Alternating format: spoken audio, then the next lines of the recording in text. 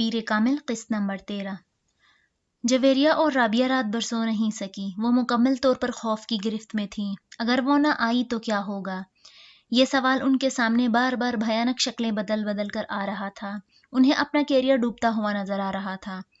انہیں اندازہ تھا کہ ان کے گھر والے ایسے معاملے پر کیسا رد عمل ظاہر کریں گے۔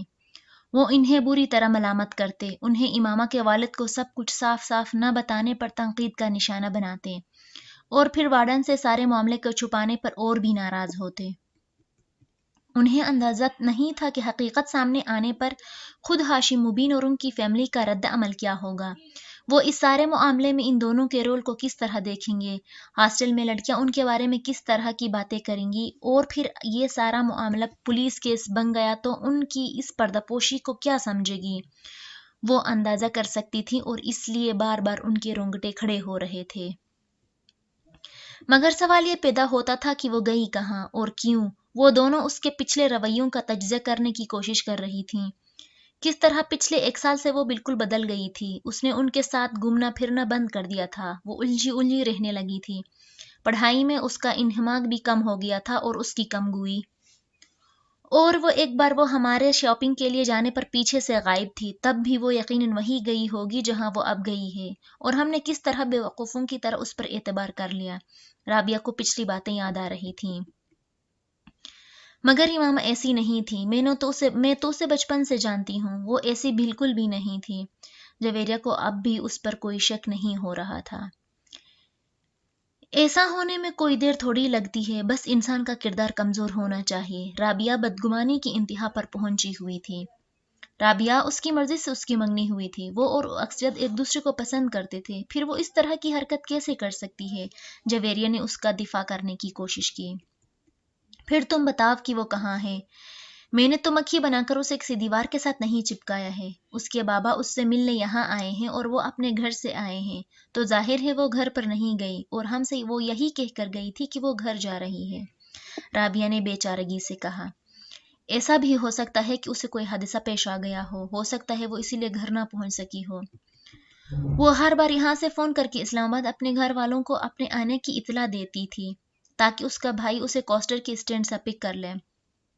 اگر اس بار بھی اس نے اطلاع دی تھی تو پھر اس کے وہاں نہ پہنچنے پر وہ لوگ اطمینان سے وہاں نہ بیٹھے ہوتے۔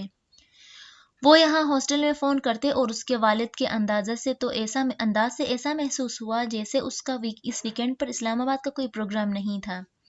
رابعہ نے اس کے قیاس کو مکمل طور پر رد کرتے ہوئے کہا۔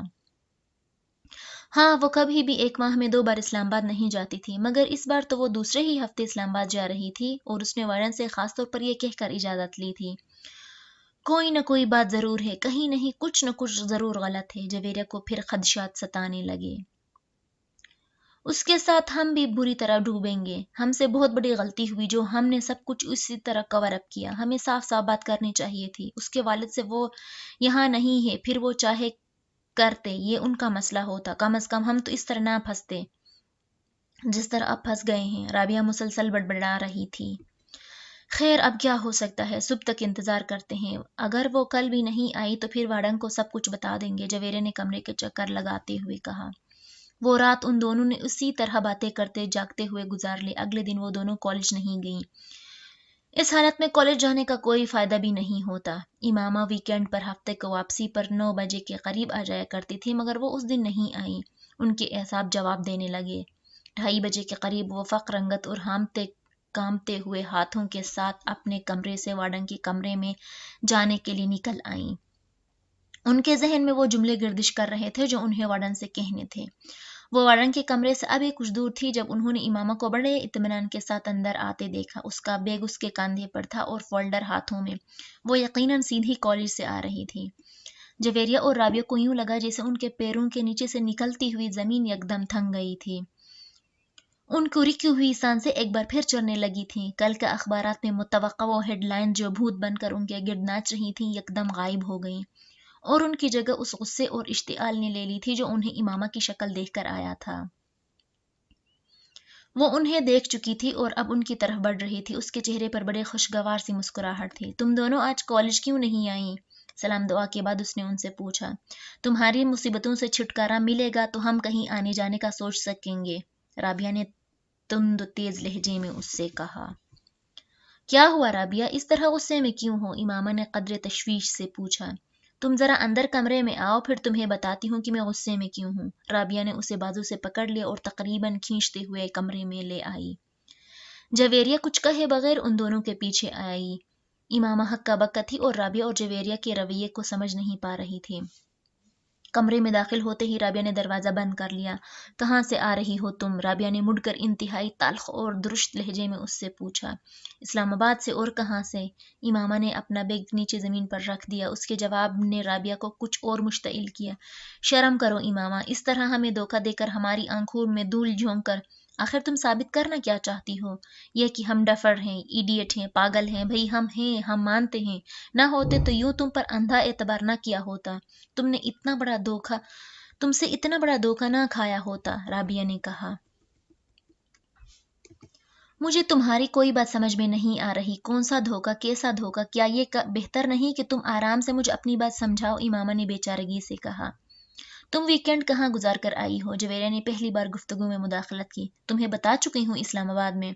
वहां से आज सीधा कॉलेज आई हूँ, और अब कॉलेज से। राबिया ने उससे बात मुकम्मल नहीं करने दी। बकवास बंद करो, ये झूठ अब नहीं चल सकता। तुम इस्लामाबाद नहीं गई थी, यह तुम कैसे कह सकती हो? इस बार इमामा ने भी कदरे बुलंद आवाज में कहा। क्योंकि तुम्हारे फादर यहाँ आए थे कल। इमामा का रंग उड़ गया, वो कुछ बोल नहीं सकी।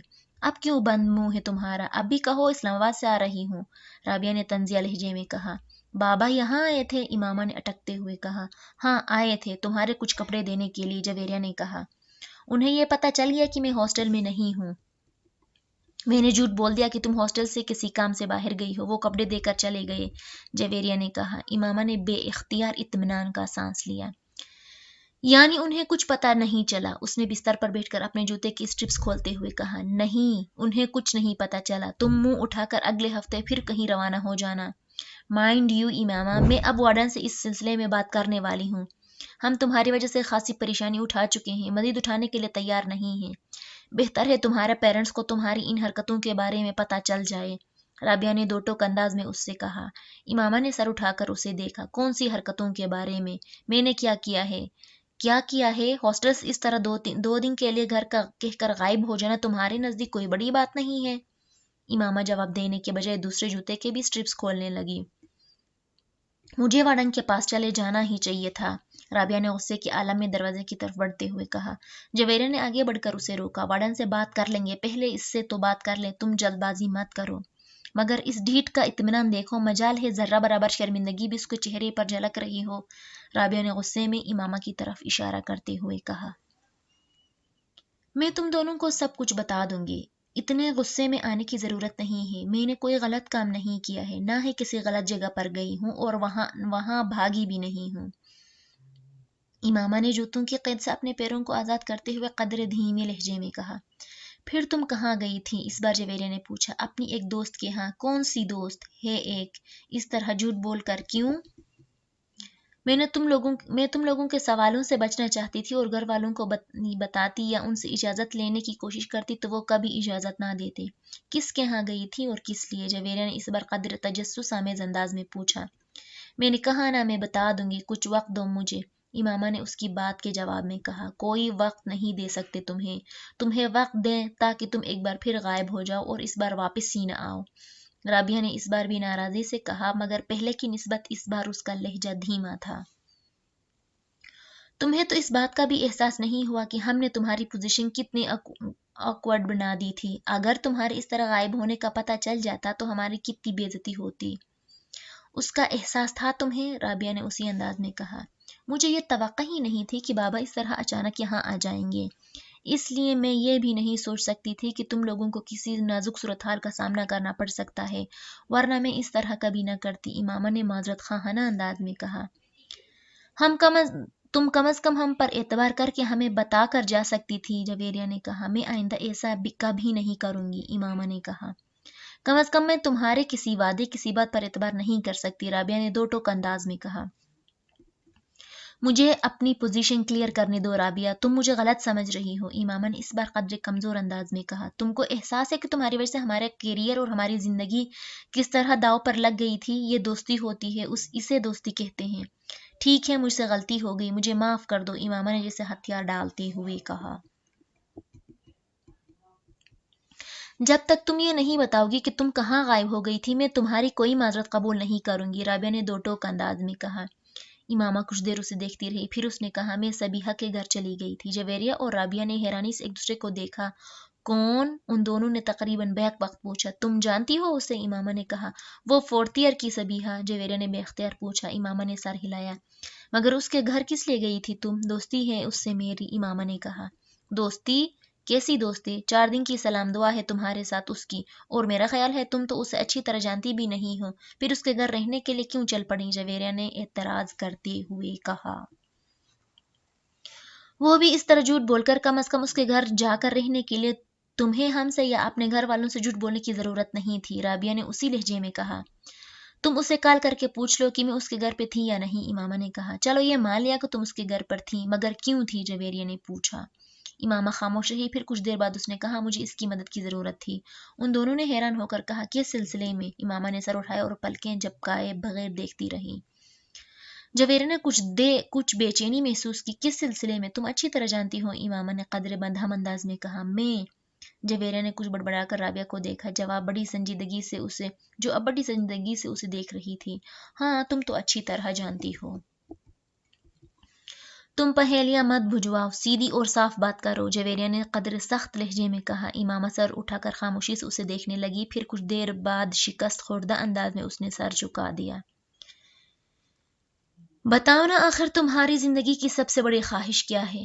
اس دن کالج میں امامہ نے جویریہ سے اصرار کیا۔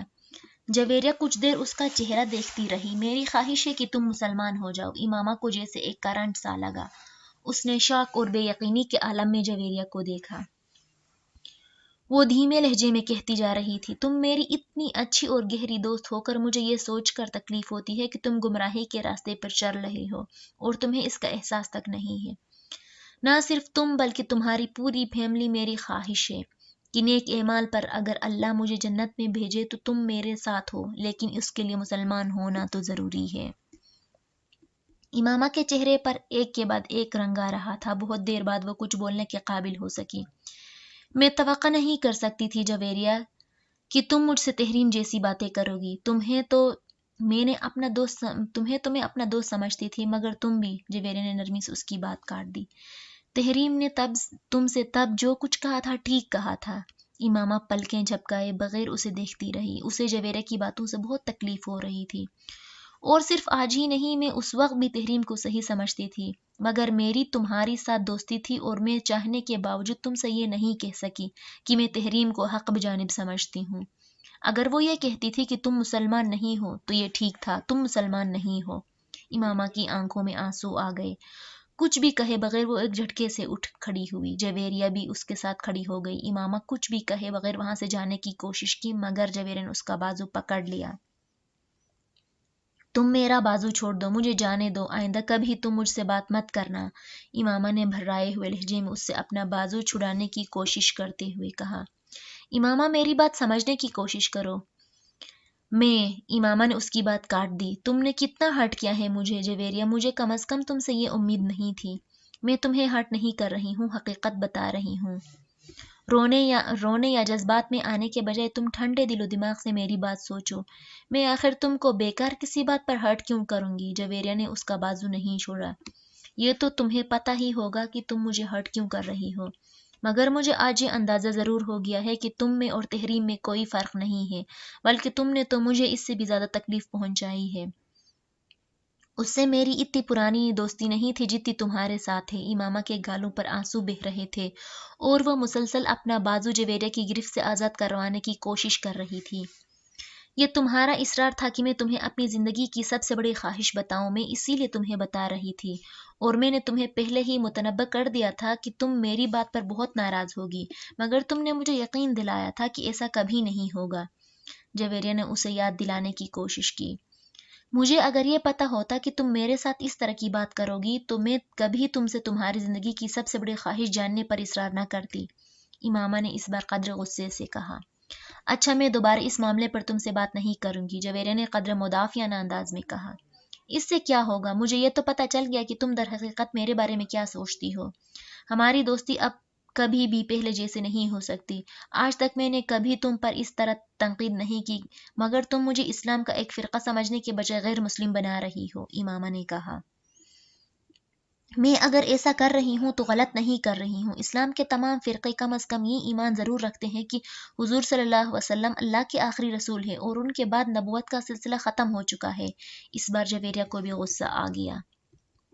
مائنڈ یور لینگویج، امامہ بھی بڑک اٹھی۔ میں تمہیں حقیقت بتا رہی ہوں امامہ، اور میں ہی نہیں، یہ بات سب لوگ جانتے ہیں کہ تمہاری فیملی نے روپے کے حصول کے لیے مذہب بدلا ہے۔ امامہ میری باتوں پر اتنا ناراض ہونے کی ضرورت نہیں ہے، ٹھنڈے دل و دماغ سے۔ امامہ نے جویریہ کی بات کاٹ دی۔ مجھے ضرورت نہیں ہے تمہاری کسی بھی بات پر ٹھنڈے دل و دماغ سے غور کرنے کی۔ میں جانتی ہوں حقیقت کیا ہے اور کیا نہیں۔ تم نہیں جانتی اور یہی افسوسناک بات ہے، جویریہ نے کہا۔ امامہ نے جواب میں کچھ کہنے کے بجائے اسے بہت زور کے جھٹکے سے اپنا بازو چھڑا لیا اور تیز قدموں کے ساتھ وہاں سے چل پڑی۔ اس بار جویریہ نے اس کے پیچھے جانے کی کوشش نہیں کی۔ وہ کچھ افسوس اور پریشانی سے اسے دور جاتے دیکھتی رہی۔